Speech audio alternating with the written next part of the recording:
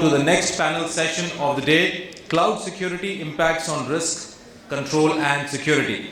And to discuss on this session and topic, I would like to call on stage our honorable panel members in the order of the sequence. So please help me welcome our first panel member for the session, Mr. G. Madheswaran, CISO and DGM Risk Management Group, India Exim Bank. And we have Mr. Madheswaran with a big round of applause. Welcome to the stage, Mr. Madheswaran. Joining next on the panel, we have Ashish Shah, CISO, Star Union Dai-ichi Life Insurance. Can we have Ashish with a big round of applause? Ashish, welcome to the panel.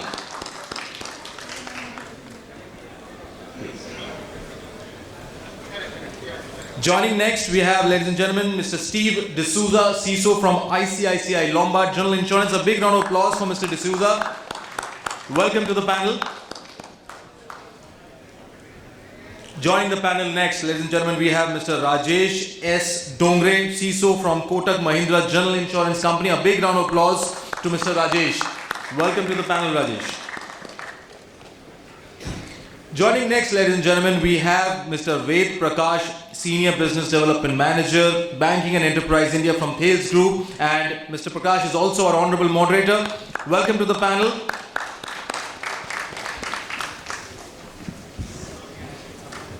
And joining the panel, along with Mr. Prakash, is Mr. Nishant, Sales Engineer from Thales Group. Nishant, welcome to the panel. So, Mr. Prakash, all over to you, moderator and captain of the ship, looking for a fantastic panel session. All the best. Hi.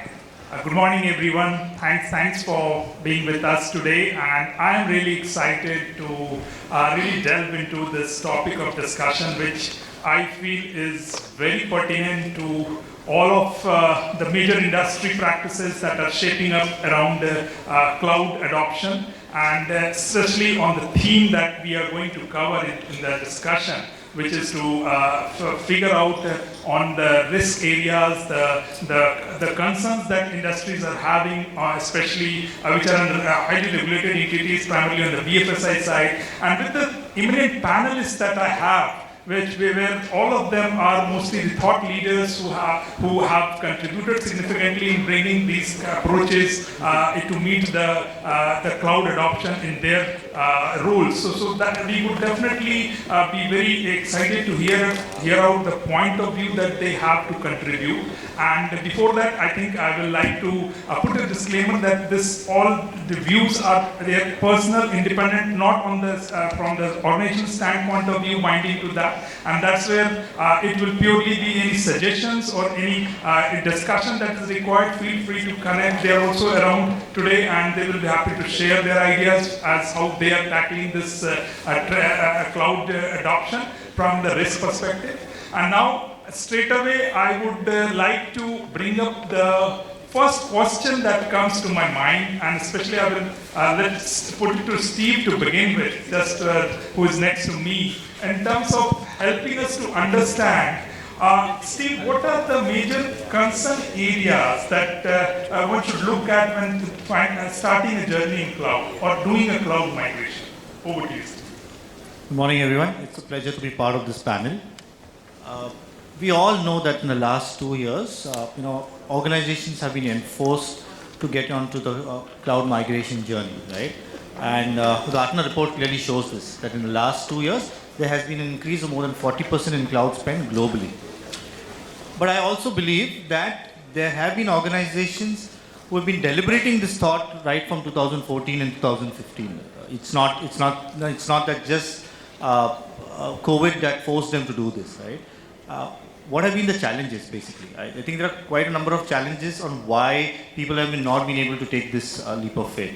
For the guys who've done this, also if you see today, it might be quite skewed. There might be organizations who picked up, maybe a little bit of SaaS or PaaS, HRMS application, things like that. But the heart of the data center still remains where it is, right? None of the critical applications are moved. And what do you think, my perspective of why people are not able to do this, there are many aspects to it. To begin with, I believe having a very clear strategy and objective of what and why you're doing this, right? It could be, you need to define very clearly whether it is digital transformation, innovation, whether it's performance and capacity management, whether it is a cost efficiency, or for that matter, even ease of administration. I think that's one of the fundamental points. Without knowing what is the objective and strategy, why you want to move to cloud, there is no building block over there itself, right?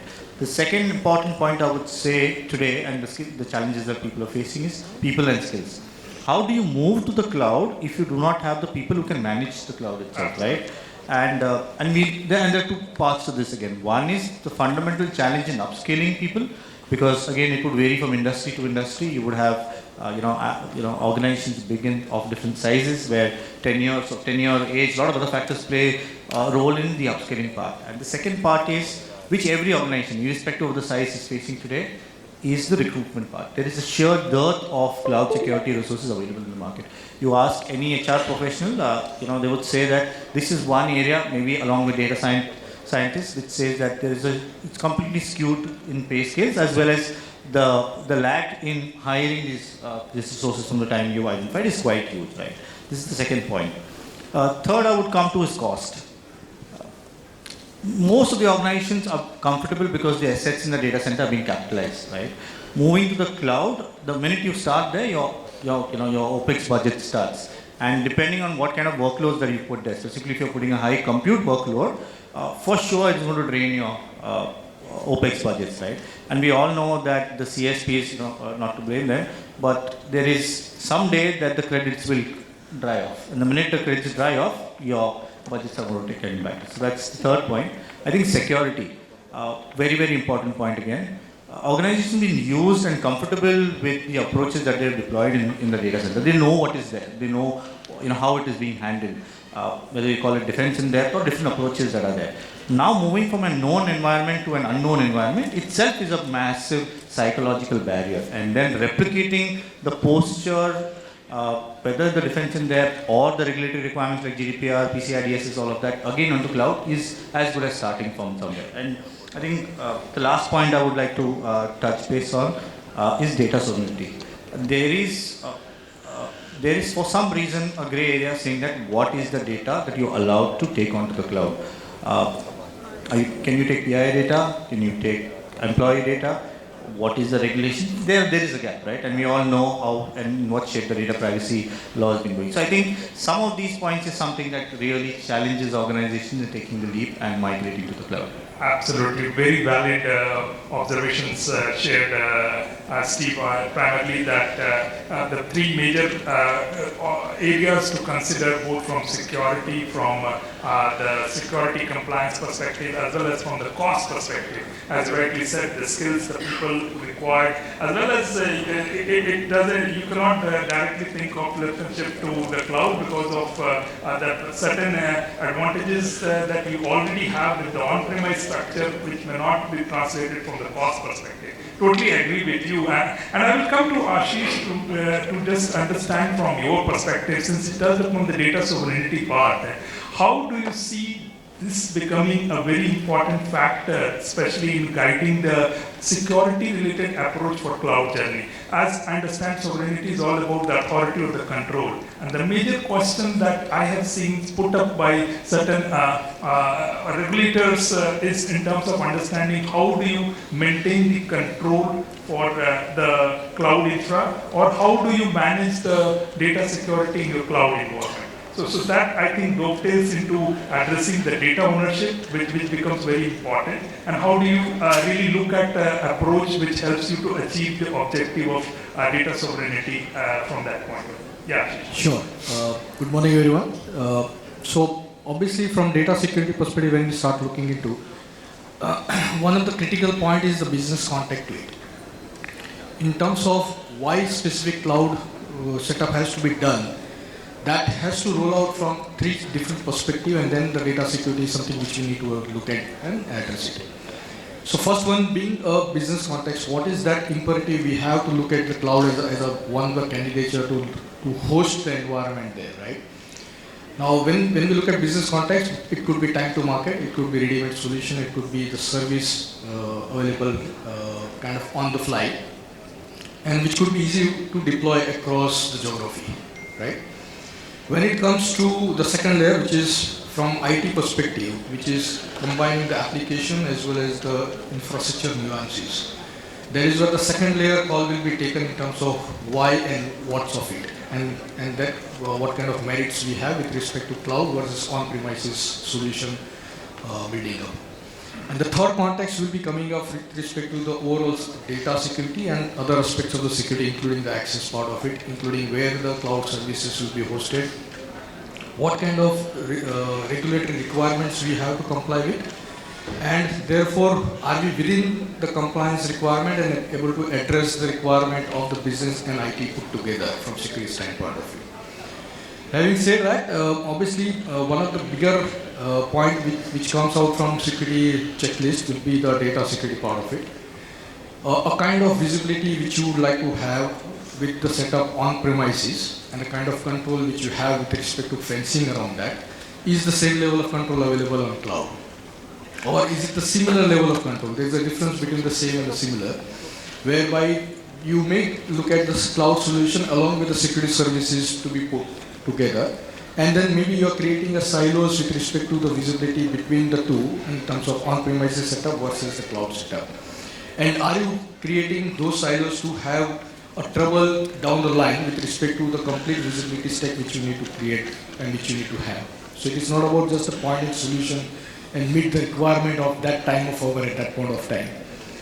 The other aspect of it is with respect to, in case the cloud services is not going to good down the line of the year, in terms of the future decisions, will you be able to roll back and will you be able to do the similar kind of control just like how you are going to do it on-premises setup? That's the another point which will come up from the data security perspective as well. Typically, when we look at data security, we keep an eye in terms of the access part of it, the control with respect to access, with respect to PII and things like that, maybe encryption part of it, and maybe other host of solutions which we look at from the infrastructure layer part of it. But whether that particular data is going to be possible to extract out of the cloud, in which fashion and how it will be used with which business points is something which we need to also keep an eye on. Absolutely, Ashish. I think this is very important from perspective to identify the approach that would meet these objectives. And that brings me to you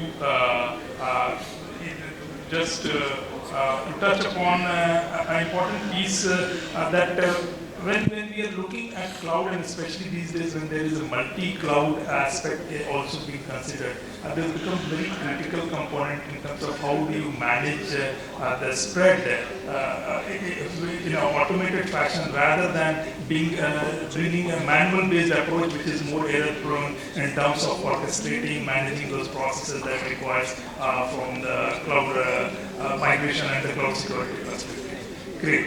So I will come to you, Madheswaran. I think it is very important to figure out how do you think would be the right approach or the uniform approach for actually safeguarding or bringing control on the data itself right from the point it enters in your IT ecosystem. I mean, where you see that this uniform approach will help to manage the life cycle of data in your enterprise. I think this would be a significant piece to help us understand how do we bring the right technology controls in terms of putting up whether it is on-premise or for the cloud infra that you are looking at.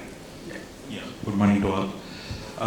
Regarding data lifecycle management, it's applicable not only for on-prem, it's applicable for cloud applications also. See, the data lifecycle management, it's not about any tools or any technology, it's a process driven. See, organization must have data lifecycle management framework.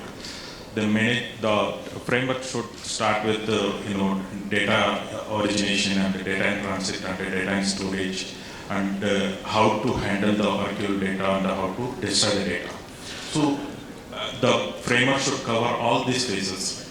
In case of stages of data, the moment it's data creation, whether data is properly created and all the levels from data creation to the storage and then storage to sharing and then sharing to archival to destroy. All the three components of the security aspect like confidentiality, integrity and availability has to be ensured by way of proper access control and tools to ensure that the data is not tampered during the stages. So first level is data lifecycle management framework, and second is the organization must have the data classification. So we have different types of data, structured data and unstructured data. Whatever may be the data types, we should classify the data, whether is it restricted or internal or is it public or confidential. Our classification depends on the business of the organization. And then according to the data classification, we can prioritize that data storage also, and we can save some storage in as per the data classification. And third aspect is the data retention policy. So to maintain or to have a proper data lifecycle framework, you should have the data retention policy. See, this data retention policy depends on the organization, what kind of business that organization. If it is in banking industry, it's totally different, and insurance, it's totally different. In case of banking, if you see that we have retention policy according to the internal processes. Legal is different data retention requirement, and business is having different data retention requirement. So we have to understand the business, and we should have the policies and the procedures in place to manage the life cycle. After that only tools comes. The tools varies from encryption tools, and then to maintain the integrity of the data, and then second next level is sharing of data using business intelligence analytical tools, and then archival solutions, and then last destroy, how to destroy safely without retrieval of the data.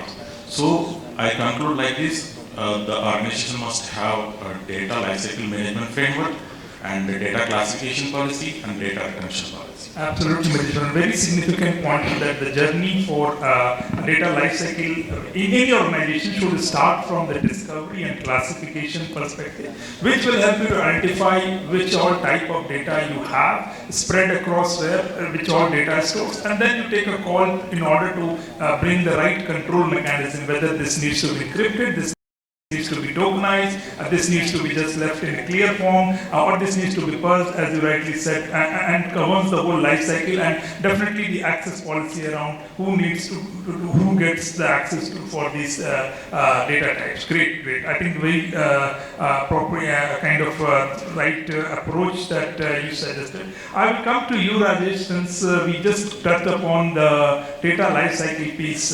What do you feel is the primary mechanism for adoption of this risk management approach? Is it more self-inflicted, or is it more compliance or driven piece that is really driving this kind of way out into the organization's thought process? I mean, where do you see really compliance also acting as an enforcer for these initiatives? Good afternoon, everyone. So let me tell you something about IRM, what exactly integrated risk management is all about. So adoption of integrated risk management should be followed by all the industry segment, not only financial institution, because integrated risk management help us to evaluate the current security posture of the organization, the assets what we have, the critical assets, and we understand the high availability of the data what we are having. So that helps us to mitigate the risk whatever has been identified. If it's a critical risk, we can mitigate the risk. And if not able to mitigate the risk completely, but at least we can bring that particular mitigated risk to the acceptable level. So the organization can accept that particular risk. So this is what IRM does. So why we need to do this IRM process or adopt the IRM approach is that because financial institutions are dealing with a lot of customers' data, and this data having personal information of customers. And this information is very critical for us to safeguard, because these are the data which are very lucrative for the hackers to come and compromise this data. So once, if they able to compromise the data and take the control of the data, they can commit the other cyber frauds with the help of this data. Now this particular IRM is a self-initiative by the organization by large. But nowadays regulatory bodies and land of law also coming up with the guidelines and guiding the organization to initiate such kind of IRM activities across the industry and company. Absolutely, Rajesh. I think quite right way to integrate the risk into the business processes from the beginning itself, which makes it more self-inflicted or I would say, as an initiative rather than waiting for any enforcement to come to drive this process. Great. So adding to that, I'll just take the 10 seconds. It's not only data is the asset. There are multiple assets in the organization. We say about application, we say about hardware, we say about people. These are also assets. Right. So IRM has to be conducted for all this Across assets, this people, process, Exactly. and technology. Absolutely. Thank you. Thank you so much. So Nishant, I will come to you. You being a subject matter expert on data protection and have been advising the customers on the usage of the right technology approaches or defense in-depth technology that from Thales is implemented for the customers. Can you touch upon the major risk areas that cloud key management service offers, which needs to be looked upon, especially from the key visibility perspective and all those? Where do you see that these are the important functional risk areas from cloud key management service that one should really consider factoring their security thought process around it? Hi, good afternoon everyone. So about the key control, when we are talking about cloud key management, right? The first very important part is, are you actually having the key control on the cloud? First, you are encrypting the data and the keys that are actually used to encrypt data. Do you have the key control of it, right? That's the very first question that you have to keep in mind.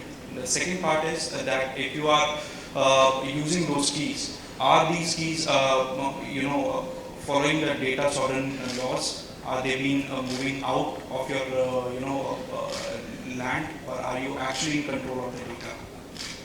And also, with these cloud key management, are you actually able to take control, and able to make the compliances? So these are the three major challenges. Along with it, if it required, if you, again, one of the panel members did talk about that if you want to move across the cloud or you want to roll back your services to on-prem solution, are you capable enough, or your cloud key management solution to provide you that kind of visibility to move back to any of other cloud vendors or to your on-prem solution? Absolutely. I think very valid points, Nishant. And I think there is also a functional problem with the cloud key management service that I think in my engagement or discussion come across is a vendor logging situation, where no organization today want to just get logged with a specific, and they want the flexibility to move to multi-cloud kind of environment. And that's where the key lifecycle management becomes a very important component, especially when the keys are spread across multiple subscription and multiple environment. Managing these keys from the cloud service provider becomes humongous kind of process, and is highly inefficient and very cumbersome, and even adds to the cost, both from the people perspective and from the infrastructure resources perspective. And then you also touched upon in terms of who has the control of the keys. So key visibility also adds to that piece. So Steve, I will come to you now from terms of the approach that you feel would be a kind of a good thought to bring in for defining the ownership of the keys that one should be really tackling or bringing this approach from both data security or at least the data sovereignty part. Okay, so we all know that with digital transformation, the sheer fundamental approach has changed, right? From the way you're storing data, the way you're accessing data, and the way you're managing the data, right? As per the Gartner report, more than 50% of the organizations moved to cloud have acknowledged that PII and sensitive data is deployed on cloud. Now, whether this is via HRM systems, CRM systems, or in data lake, and so using services right from PaaS, DaaS, everything. So using these services, data is on the cloud today. What we need to understand that the cloud service providers today do provide data encryption and key management services, right? But at the same, so they are encrypting in transit, they are encrypting at store, but the keys are also with them. And for highly regulated organizations, especially in the banking and the healthcare space, for requirements like HIPAA and all of that, they would require, they would prefer to keep. And they are the ones who are adopting approaches like BYOK, HYOK, or BYOE for that matter, right? Ideally, cloud service providers or data storage providers and encryption service providers should be different. And we know this, right? We all are aware of the 2019 Capital One case, where one of the AWS employees was able to breach into the internal knowledge, Absolutely, and expose 30 organizations and probably had unauthorized access to more than 100 million customer data, right? Absolutely. So with that concept, having access to your data is very, very important. Now there are different approaches. As I said, cloud service providers are giving you the option to encrypt. So on one side, they create the keys, they manage the keys, which is transparent encryption. There's also an approach where they create the keys, but you are able to manage. When you say manage, means you're able to create the keys, you're able to manage access to the keys, as well as you have lifecycle management. On the other side comes to CMKE, which is customer managed keys. And there is the three approaches that are there. You bring your own key, which means you are implementing something like an HSM in your own environment, and you're importing your keys onto the cloud, right? One. Second is hold your own keys, where you're saying that you have the HSM on your environment. I don't want to put the keys to the cloud because again there could be a compromise. And the organization, the CSP will make an API call to your setup and do the encryption, decryption. And the third, most effective, obviously, but not so easy to implement, is bring your own encryption, where you're saying that I am encrypting the data much before it even goes onto the cloud. While this is the most ideal state. I mean, today's environment, if you take the Indian environment, you go and ask any application lead and you say that I want to encrypt the data. The sheer pushback you get saying that you put a firewall, you put a DDoS, you put a WAF, you put all of this now, you put a host-based firewall, now what do you want encryption? You already know there are performance issues, we need to give a millisecond response, my business is getting impacted, why you want to introduce encryption, right? And to implement these three approaches, we also need to understand the BYOK, HYOK, and BYOE. You need a culture and you need a setup which has been there in place right now. In India, who has this? Maybe some of the banks have this because they've been using HSM kind of services for the last 10, 15 years for for your card management and things like that. They might, maybe from 2016, 2017, when the Aadhaar mandate came in, again there was some part of because you wanted to encrypt your Aadhaar data. So that again, some organizations who are embarked onto that journey have an HSM. But my view is that if you do not have these systems with you already, however, you have to ensure at least some form of data encryption is happening, and at least go for that approach where you have control over the keys. You are able to generate the keys, you are able to rotate the keys, and you have access via the keys. So, depending on what kind of an organization you are, you may want to choose one of these two approaches. Great. I think one of the very excellent thought around really managing the keys, which helps you to define the ownership, and with zero knowledge encryption, which is a method where data can travel from anywhere and only you have the password or the keys to decrypt it, which makes it a much robust process or strategy to implement. I will come to you, Ashish, from the perspective, how do you see since we talked about encryption, and encryption is also called last line of defense. This is the technology control that acts upon the data itself. And then the other associated technologies like tokenization and all are it's a kind of format preserving encryption which basically helps in achieving those objectives. How do you see them very relevant in addressing one of the most talked about, we heard in the previous session, from threats from data breaches or ransomware attacks? How do you feel this would be also one of the preventive measures to check from these kind of emerging threats, and especially minimizing the cost of data breach that we heard from the IBM report? Sure. I think there is a kind of journey. There is a transition from the way the data was supposed to be protected in earlier days versus what is being happening now versus what is going to happen. This is my personal view. So the way we see in earlier days, maybe the configuration of digital certificate, making website with HTTPS, etc., was good enough to protect the data at that point of time. Correct. And today we no longer see that is going to be good enough, right? So we are talking about encrypting at all the layers, including data at rest, etc., right? I don't think it's going to be sufficient enough in a time to come in. Ransomware, if I have to just pick up as an example, it just takes few seconds to kind of get into your setup and create a havoc, right?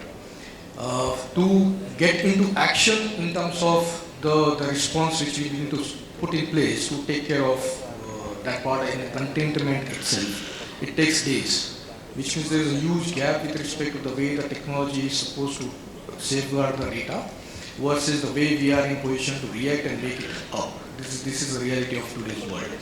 And that is where probably the news every day is coming in, where the ransomware attacks are kind of going across anyone and every organization. And every organization has a risk to that effect.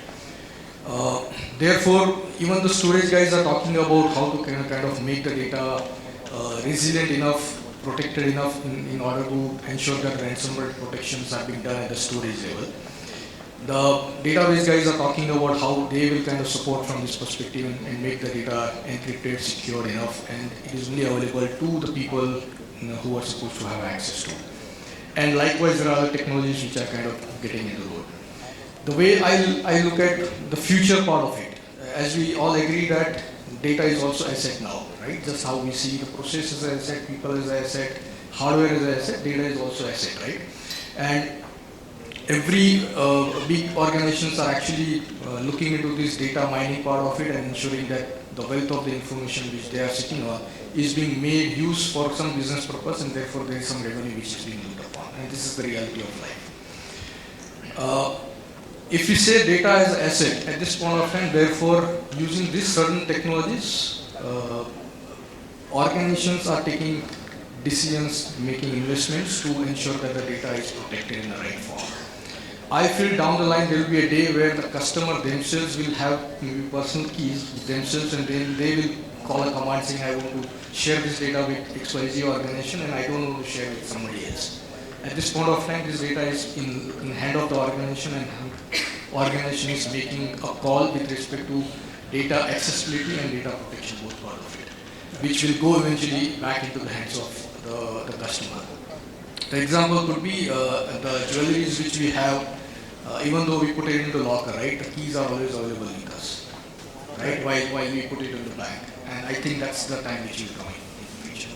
That's where, Ashish, I think the real focus of lately organizations have started looking at is on the key management piece, and key management becoming the critical business application within the environment, because that is holding all the significant control for the encrypted data residing elsewhere in the application processes. I think that you rightly called it out, that would be definitely one of the preventive mechanisms that will help to minimize the threats arising from data breaches and ransomware. Madheswaran, I will come to you, and I would like to understand from your perspective on the regulatory framework. You being a bank, and primarily all these regulators like RBI and others, like UIDI, if there is an Aadhaar number taken for eKYC and all, mandating the need for both encryption and tokenization. And where do you see the benefits coming from adoption of these technologies? How do you feel that this would help to prevent any of the misuse and check against the fraud that we foresee being really rising for the end customers? Yeah. See, most of the attacks happen due to not having the knowledge about the technology, particularly retail customers or end users. First is the awareness. So they don't know how to use the technology. Sometimes most of the frauds, Aadhaar-enabled payment system, most of the frauds happen because of not having the awareness about the technology. So first thing is to create awareness among the customer. Next one is the technology. Technology piece, how to minimize the impact of all the vulnerabilities in the systems. See, if you take example, as a bank, we may have one technology for anti-malware or antivirus or firewall or WAF or different technologies. But it's very difficult to control the attacks from hackers. So we should think of having the technology which takes care of best of all the available tools and technologies. say for example, we got to know that if you are having one anti-malware or one anti-phishing, then your detection rate is around 90%. If you have 2 solutions, your detection rate is 93. If you have 10 solutions, your detection rate is 97%. So now time has come to implement AI and ML based technologies where you should have signatures and known vulnerabilities and CVVs from all the players and integrate everything using an AI ML. You have to protect your systems and data through integrated technologies using next level of technologies like AI ML. That is the way forward. Absolutely. I think you're right in the sense that now it has become convergence of technologies as an approach where you don't need to have point-based technology for multiple things, but it is a single platform that addresses right from the use case of discovery and classification to even enabling you a mechanism which helps you to provide device control and device access around it. I mean, very, very significant pointers that you have shared with us. Rajesh, I will come to you to very, I would say, a question that always also debated. It's like a chicken and egg situation. Which comes first? Is it data privacy or is it data security? How do you feel? What do you feel would be the balance for the approach to consider on this piece? Since data is the new perimeter, we all heard about it that now the data has everything has bonds to the data itself, then which becomes critical to protect. So privacy also becomes very important as well as security becomes even critical. What's your view on this? So with my view on this data privacy and data security, see both the things are different. So both the things are different, meaning data security is different and data privacy is different. So data privacy incident can be a data security incident, but not the other way around. Okay. Not always the data security incident will be a data privacy incident. Yes, both the things are very important to secure because ultimately it is talking about the company organization information data. Second, it is the customers related data, PI data. If get compromised, it can be used by the hackers to do or ruin the particular organization's business and do a lot of criminal activities. So in my view, both are critical as per my. Fair enough. So any preference of privacy or security? See, if you secure the data, privacy is ultimately absolutely. taken care I of. think privacy comes first, as you rightly called it out, and this will definitely have to dovetail into the security controls on the mechanisms that will contribute to strengthening the data governance posture of an organization, which you rightly said. No, thanks, Rajesh. Thanks for clarifying this, and I'm quite glad to hear a very constructive approach from your end. Nishant, I will come back to you, and please, Ashish, I just want to add one more aspect of it. When we talk about privacy, I think first rule of the game which you need to keep in mind is that data is something which is must for me to have it. Absolutely. If it is not, then obviously I will not have the data, and therefore there will be kind of obvious imperative onto security part of it in terms of what measures you need to take. Absolutely. And therefore the amount of effort and cost and whatever measures you need to take will be obvious. Yeah. In fact, I will come to the subsequent point to this, which is a very laid out principle called privacy by design. I think I will come to you, Madheswaran and Ashish first. Let me just have a view from Nishant. We have been hearing about two things primarily, which I think it will be great if you can just help us to understand the difference. What is that between an HSM and a key management? Does HSM do a key management, or these are two different pieces of technology that we are talking about? See, basically these are two different technologies which serve a different purpose. So when we are talking about HSM, it's a trust anchor where it should store the keys and act as a trust for your complete organization certificates and the keys that are being used.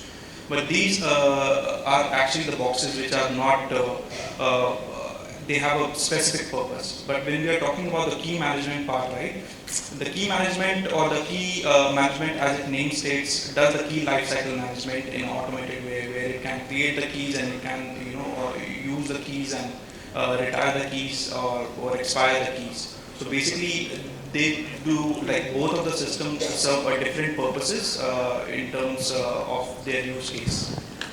Got it. And another important piece, Nishant, if you can just add on, is in terms of securing data in motion. Primarily, what is the take that you have advised high-stake customers and securing the data when it is moving from on-premise to data center or between two cloud environment, virtual VPC to VPC? What is that one should be looking at in terms of adoption for the technology that would help them from data protection perspective?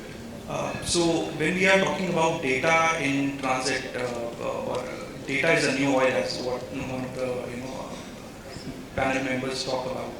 So in that case, when we are moving the data from on-prem to cloud or from multi-cloud environment or from your on-prem data centers to other data centers, traditionally that should also be protected, and that is actually protected by different ways. It can be a HTTPS encryption, it can be a IPsec encryption, which many of us think is adequate encryption, sufficient to protect the data in motion. But actually, when we are talking about the cloud journey, so in that case, the data is of very high quantity. So when we are talking about on-prem to on-cloud journey, the size is very big, and the throughput that you require for your scalability perspective is very high, which are not actually met by these traditional devices. So they give you a limited throughput. So in that case, you have to think out of the box to actually, think in terms of thinking less of a tunnel-less approach, where the data is actually encrypted at each and byte packet level. So in that case, you can actually scale up to as many, scale up to the performance or throughput that you want in a real-time environment, as well as also the key control part, because when you are moving to the cloud, and we are all talking about the key lifecycle management, these data in motion you should also have a control for those keys which are being used during this transmission, right? So that is also a really important part. Yeah, thanks, Nishant. I think you rightly touched upon this role of high-speed encryption and how that becomes critical and has a significant advantage over the existing legacy technologies like IPsec or MACsec from throughput perspective, as well as from the overall key management perspective. I think in the interest of time, gentlemen, we will need to wrap up, and I will just summarize what we just discussed in terms of the theme topic that we had on the impact for cloud journey from risk and control perspective. So as Madheswaran called, the journey should start from data discovery and classification, with Steve adding up to that you need to have a control of the encryption keys with you rather than leaving it with the cloud service provider, and that basically takes a lot of risk areas which Ashish touched upon, from ransomware, from data breaches, from privileged user misuse, from insider threat scenarios, and as Rajesh also contributed from that perspective, that it also dovetails into addressing a data privacy aspect of it. So it's privacy by design is something which also should be now at the beginning of is a beginning thought rather than an afterthought, and overall security itself is now considered to be the start of the journey rather than the traditional way where it was decided once the application is ready, then how secure it is. So it becomes very critical from that piece, and as Nishant clarified the differentiation between what traditional technology from HSM versus the key management, and how high-speed encryption is really changing the game with the cloud migrations and the cloud journey that organizations are taking. So gentlemen, I think I will conclude with this, and feel free to reach out to the panelists who would also be around for some time. If there are any questions, we have some 1 or 2 minutes left, we can take it up, or we can call it a wrap. Or if Ashish or Madheswaran, you want to say any last word, Steve, anything from your side, just in this cloud security, one more aspect is the API security, because most of the cloud is working on APIs, but most of the organizations ignoring on the API security, particularly the key encryption over the API. That I would like to add here. Absolutely. I think very significant piece is on the API security, especially where a lot of API exchanges today, the way the businesses are being driven. I think you rightly called it out. So and feel free to connect with the panelists and the technology expert who would be around with us in taking care of any other questions or problems that you are facing in the organization today, which and I hope you would be benefited from the discussion that we discussed in terms of adopting the last line of defense approach, which is where encryption plays a very vital piece, and encryption is insecure without key management. So key management becomes a very important focus area for all of us, and Thales being a global leader in providing such key management solution would definitely add to your data security strategy. So gentlemen, I think we are done for the discussion. In interest of time, over to you, Rahul. Thank you so much, Mr. Prakash, for wonderfully summing up the panel session. Can we have a big round of applause, ladies and gentlemen, for this fantastic panel of experts and wonderfully moderated by Mr. Ved Prakash. I would now like to call on stage Mr. Vamsi Krishna Magamganti, founder and CEO of QRC, to kindly do the honors of felicitating this wonderful panel of experts. Vamsi ji, could we have you on stage, please? Thank you. Thank you so much, Vamsi ji, for doing the honors. We will start with Mr. G. Madheswaran first.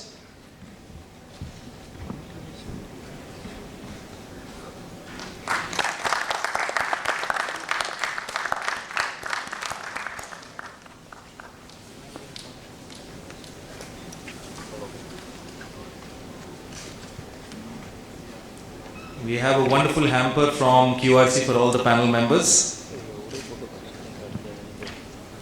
Mr. Ashish Shah.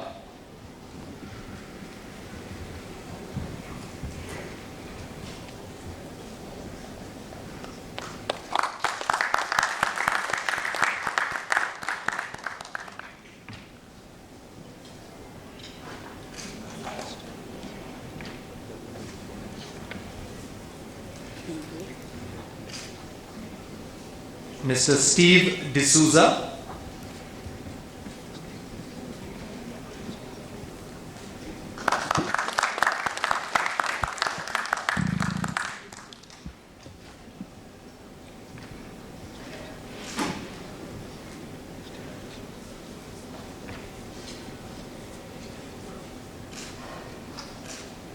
Mr. Rajesh S. Dongre.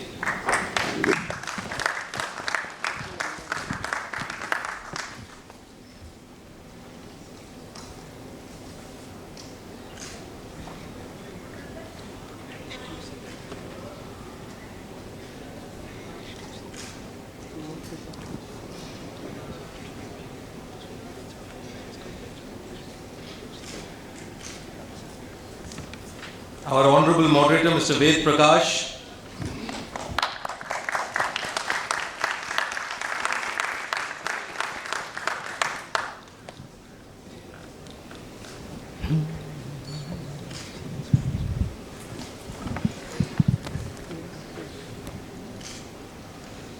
Nishant.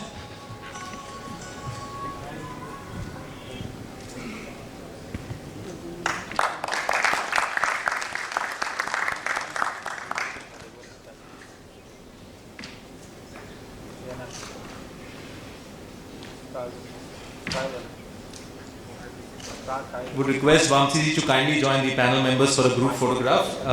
Panel members, if you could kindly pose for a group photograph, and Vamsi ji, if you could join them. So ladies and gentlemen, that was the cloud security panel. A big round of applause once again to all the panel members. Mr. G. Madheswaran, Mr. Ashish Shah, Mr. Steve Dsouza, Mr. Rajesh Dongre, Mr. Ved Prakash, our moderator, and Nishant. Thank you so much once again, gentlemen, and thank you so much, Vamsi ji, for doing the honors.